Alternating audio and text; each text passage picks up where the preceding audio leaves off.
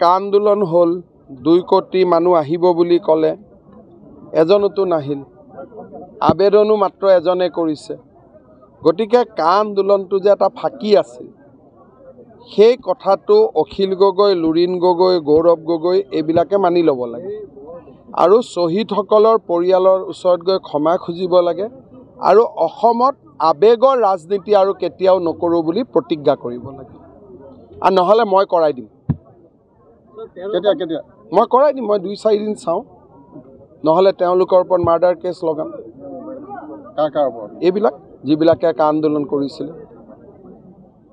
কাৰণ সত্যৰ ওপৰত আন্দোলন কৰিলে কেছ নহয় অসত্যৰ ওপৰত আন্দোলন কৰিলেতো কেছ হ'ব আপোনালোকেও যোনে যোনে নিউজ কৰিছিল সেইবোৰ আমি এভিডেন্স হিচাপে ল'ম আপোনালোকৰ আগত যোনে ষ্টেটমেণ্ট দিছিল 2 কোটি আহিলে ট্ৰাকবিলাক ৰখি আছে সোমাবই আৰু কালি সেইবিলাক এভিডেন্স হ'ব হয় নহয় এটা নিৰ্বাচনত প্ৰভাৱ পৰিব নেকি লোকসভা নিৰ্বাচনত প্ৰভাৱ পৰিব আৰু আমি 14টা জিকিম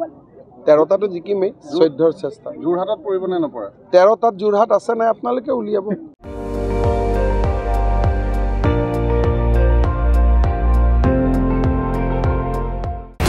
আপুনি চাই আছে ND24